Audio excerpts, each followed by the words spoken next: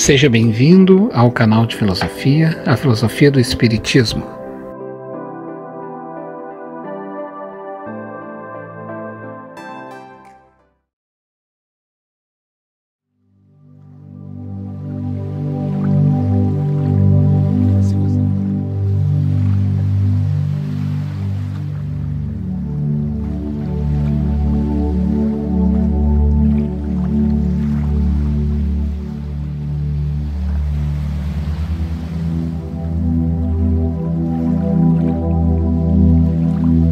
O joio perverso e o trigo de luz. Sopravam os favônios do entardecer, e o céu cobria-se com sucessivos tecidos evanescentes de variado colorido. As trilhas luminosas do astro-rei confraternizavam com as nuvens arredondadas, que se adornavam de cores multifárias, e uma harmonia mágica pairava no ambiente calmo. As casas, esparramadas nas praias de seixos escuros e areia marrom,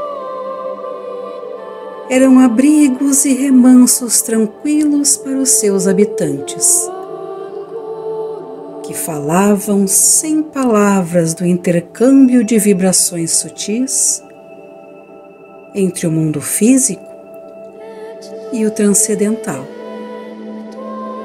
A presença de Jesus irradiava harmonia e toda uma sinfonia quase inaudível de incomum beleza, e permanecia vibrando onde ele se encontrava.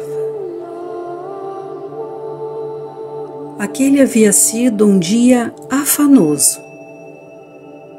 As multidões revezavam-se, e os aflitos não cessavam de apregoar as suas mazelas, rogando amparo e saúde, que logo desperdiçavam no terrível banquete das alucinações destemidas.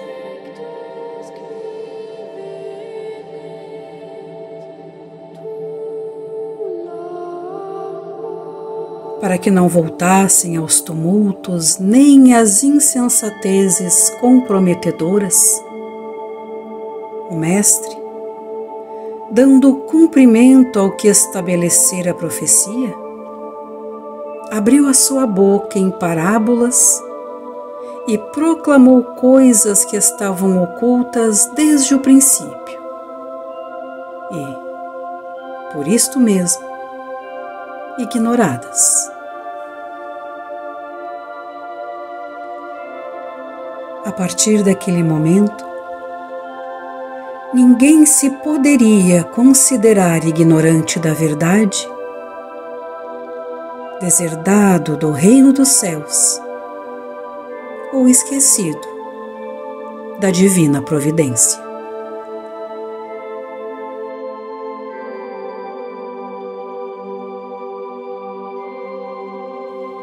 João, o Batista, viera aparelhar, corrigir os caminhos por onde ele prosseguia ampliando trilhas e anunciando a Era Nova.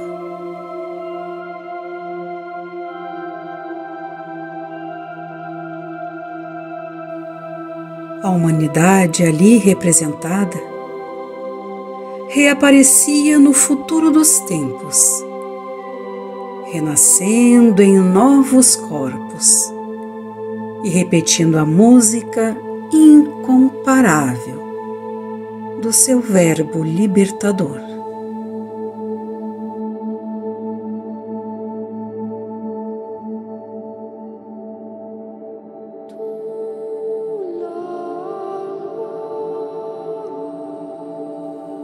Assim, aturdidos por tudo quanto haviam visto e ouvido, Os companheiros que não conseguiram entender o incomum significado das declarações, impressionados com alguns dos ensinamentos,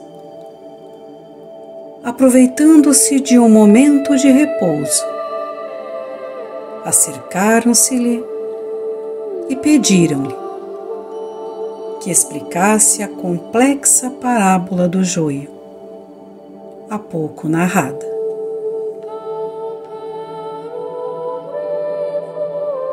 Invadido pela imensa ternura com que sempre elucidava os atônitos discípulos, ele esclareceu: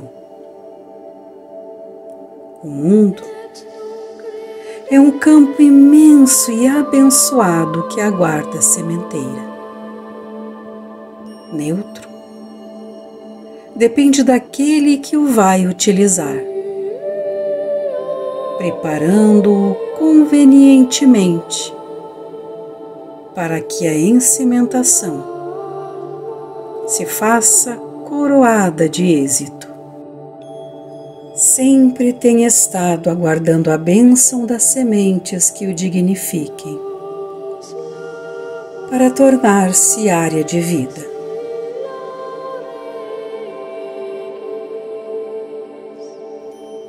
A boa semente são os filhos do reino, como as palavras renovadoras e diretrizes de segurança, para que tudo se faça de acordo com os desígnios do Pai, que deseja a felicidade dos seus filhos e providencia para que nada lhes falte no cometimento da evolução.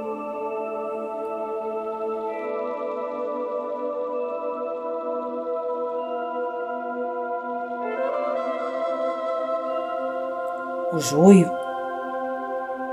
são os filhos do maligno, que são os vícios e as perversões que se permitem às criaturas no trânsito de crescimento interior, sem a necessária coragem para vencê-los. O inimigo que semeou o joio é a inferioridade moral do ser que nele predomina, retendo-a na retaguarda do processo de iluminação pessoal, a que se entrega sem resistência, porque lhe atende os desejos primários, a que se encontra acostumado.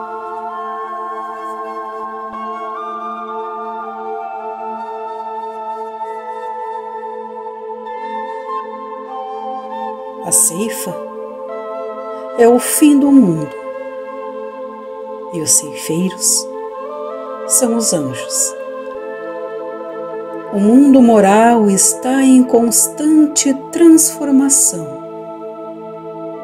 por causa da transitoriedade da existência física, das suas alternâncias e seus processos degenerativos.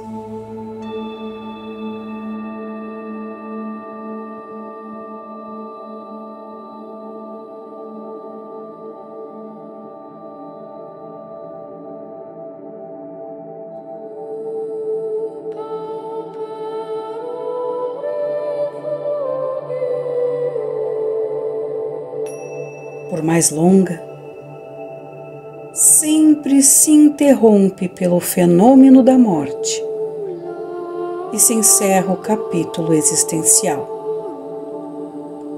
chegando o momento da ceifa, que se apresenta na consciência,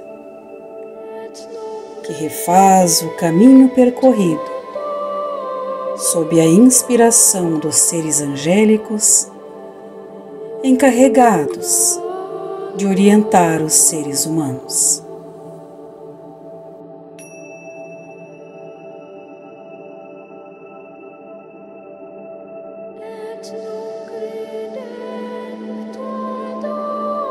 Assim, pois, como é o joio colhido e queimado no fogo, assim será no fim do mundo, quando cessar as experiências carnais de cada criatura, que enfrentará a semeadura do mal realizada no próprio coração. Os erros, na condição de erva perniciosa, reaparecerão com todo o vigor, exigindo prosseguimento de viciação, agora sob outras condições inexequíveis, afligindo e atormentando com as chamas do desejo infrene, ardendo no sentimento e na razão do desgoverno.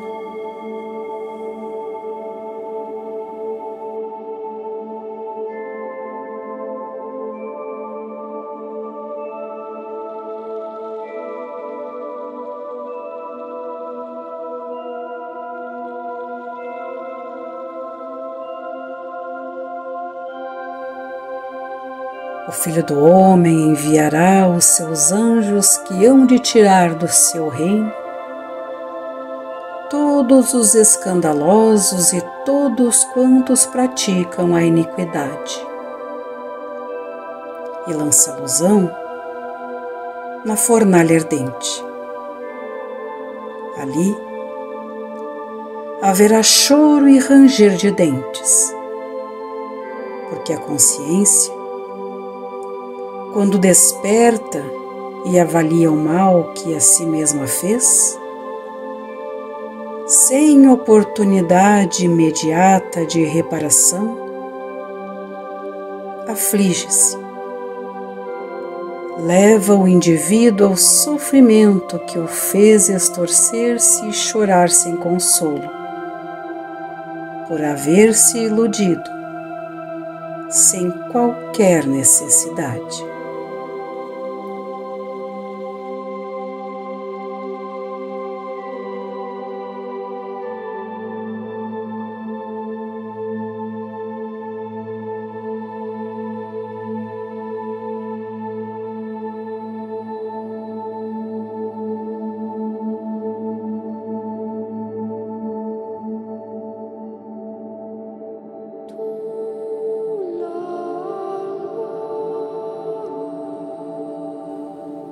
O anjo da morte dos renascimentos físicos, após acolher os aficionados dos escândalos, dos crimes, da perversão, selecionará aqueles que poderão prosseguir na terra, e aqueles outros serão enviados ao exílio em mundos inferiores, mais primitivos e infelizes, onde recomeçarão a jornada interrompida em condições menos propiciatórias.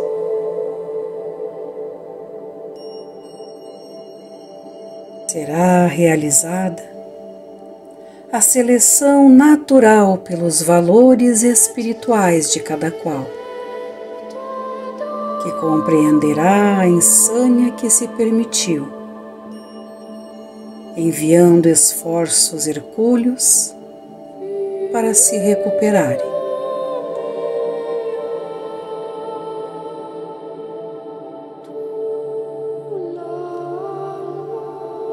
Enquanto isso,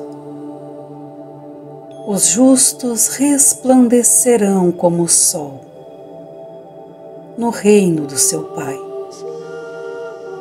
porque estarão em paz consigo mesmos, sintonizados com a imortalidade em triunfo, livres das paixões e vinculações com o crime, a hediondez, a sombra que antes neles predominavam.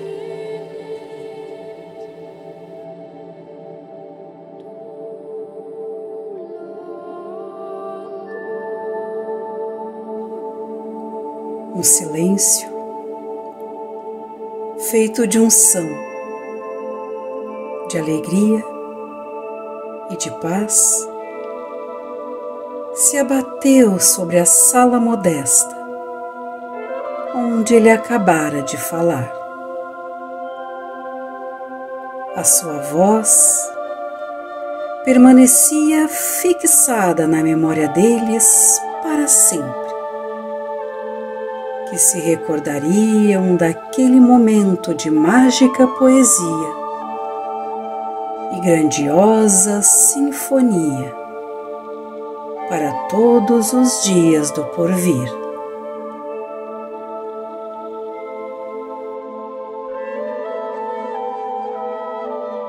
As ansiedades da natureza no entardecer cediam lugar às primeiras manchas de sombras desenhando figuras estranhas no firmamento, adornado de luz e calor. A partir daquele momento, as responsabilidades cresciam e delineavam com maior precisão os compromissos que firmariam com o suor do trabalho e sangue.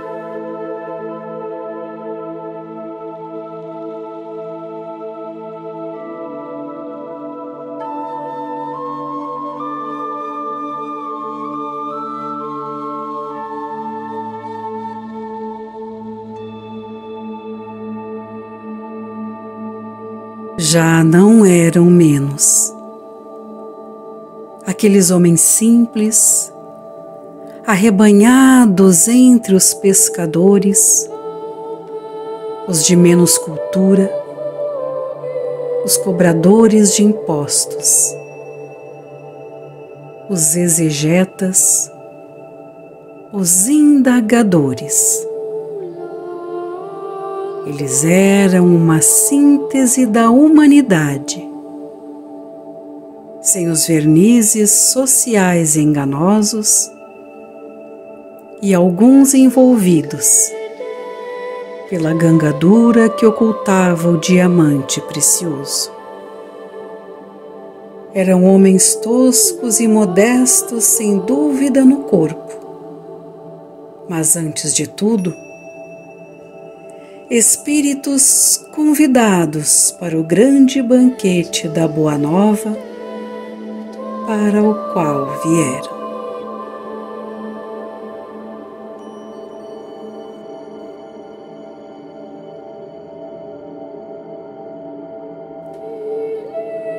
O amigo se encarregava de trabalhá-los a todos para as tarefas que teriam que executar até o fim dos milênios. Aquele que semeia a boa semente é o Filho do Homem, que veio distribuí-la em toda parte, a fim de que a terra gentil se converta em formoso jardim pomar, sem temer qualquer impedimento.